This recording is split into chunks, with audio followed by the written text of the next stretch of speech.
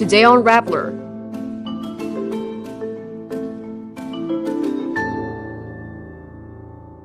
Rappler's sister company, The Nerve, finds coordinated online attacks against Senator Risa Hontiveros after a Kibuloy witness accused her of bribery. The Marcos government wants 81-year-old Credential Kalubid returned to jail even after the Court of Appeals ruled it as a case of mistaken identity. Makati City Mayor Nancy Binay flags her sister Abby Binay's last-minute subway deal worth 9 billion pesos. South Korea prosecutors renewed their request to detain former President Yoon. And Filipino pole vaulter Obiena's planned global pole vault event in Makati is finally pushing through after a year-long delay. An analysis by Rappler's sister company, The Nerve, finds coordinated online attacks against Senator Risa Hontiveros over the past week. Published on Sunday, July 6, the study found that Pro-Duterte accounts on Facebook took turns posting a video in which a former Senate probe witness made grave accusations against Hontiveros. On June 24, the page Pagtanggol Valiente posted a video in which Michael Maurilio said Hontiveros had bribed him to testify against televangelist and trafficking suspect Apollo Kibuloy. Within hours, at least 2 other influential pro-Duterte pages re-uploaded the video. Copy-pasted posts soon turned up on other pro-Duterte pages. The same claims then made it to pages promoting members of the Duterte family, including Vice President Sara and Kitty Duterte. The post showed signs of coordinated behavior. In one instance, 3 pages, each with tens of thousands of followers, uploaded the same video with identical captions. At least 20 posts across different accounts carried the same image and caption, calling the senator the legend of lies. These posts drew a total of at least 4,400 interactions.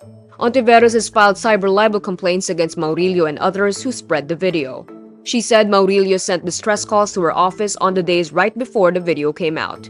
She later shared screenshots of her team's correspondence with Maurilio. Maurilio had testified to having been abused within Kibuloy's religious sect. Hontiveros said he might be under pressure to recant his testimony. The Marcos government wants 81-year-old Credential Kalubid Jr. returned to jail, saying he does look like the suspect a court ruled he had been mistaken for. The Office of the Solicitor General is appealing Kalubid's release, which was ordered by the Court of Appeals on June 28.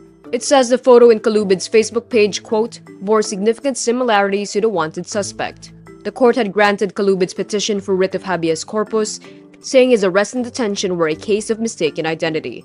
Kalubid was arrested in Olongapo City last December on an arrest warrant for a person with the same name who was wanted for serious crimes. Kalubid and his family showed documents to prove he was a different person, but the police arrested him anyway, and he ended up jailed for 6 months. The suspect the police are looking for was a consultant for the National Democratic Front and has been missing since his abduction in 2006. A retired technician, Kalubid suffers from chronic kidney disease, arthritis, and gout, all of which he endured while in detention. Human rights group Karapatan says the OSG's motion for reconsideration, quote, harps on technicalities and merely repeats the PNP-CIDG's false claims that it had conducted extensive investigation and intelligence gathering to verify Kalubid's identity. Makati City Mayor Nancy Binay raises concern about a last-minute 9 billion peso settlement deal signed by her sister and predecessor Abby Binay with a private contractor of the Makati subway project.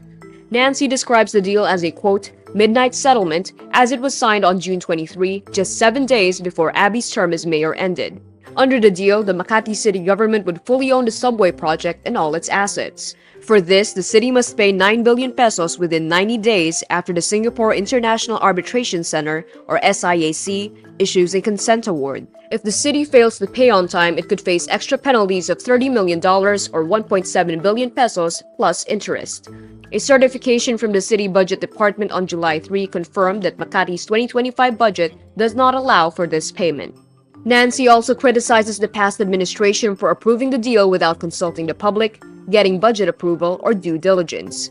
She has since instructed the city legal department to take action to challenge the settlement at the SIIC. She also promised to seek legal remedies to hold those responsible for the deal accountable. In a statement on Monday, July 7, Abby denied her sister's allegations that the deal was a midnight agreement. She said it was a calculated move meant to prevent larger financial losses, increase the city's assets, and ensure long-term financial stability. South Korean special prosecutors on Sunday, July 6, renewed their request to detain former President Yoon. This a day after they questioned him about his declaration of martial law last December. Yoon is on trial for insurrection over his martial law order. He was arrested in January but was released after 52 days on a technical issue. A spokesperson for the prosecutors did not explain why they asked to detain Yoon, adding they would answer the question in court proceedings. Yoon's lawyer said the prosecutors had no credible evidence and his legal team would argue in court that the request for his arrest is unreasonable. Yoon was accused of using presidential guards to block his arrest in January. The Constitutional Court removed him from office in April, confirming his impeachment by Parliament over the martial law attempt. Filipino pole vaulter EJ Obiena's plan to host a world-class pole vault event in the Philippines will finally push through. Obiena announces the Atletang Ayala World Pole Vault Challenge will take place at the Ayala Triangle Gardens in Makati from September 20 to 21. He says, quote, "Hopefully, this is just going to be a spark to get that engine going and maybe get more international competitions in the country." Sanctioned by the World Athletics and Philippine Athletics Track and Field Association, the event will happen exactly a year after it was first planned. It was originally set for September 20 last year at the same venue, but was postponed because Obiena sustained a spine injury which forced him to cut his 2024 season short. He now says he is eager to perform in front of a big hometown crowd, like when he won his first SEA Games gold in 2019 in New Clark City, Tarlac. And that's today's wrap. I'm Kara Oliver. Thank you for watching. Click the link below for the full story. Follow us on Rappler's YouTube, Facebook, X, Instagram, and TikTok.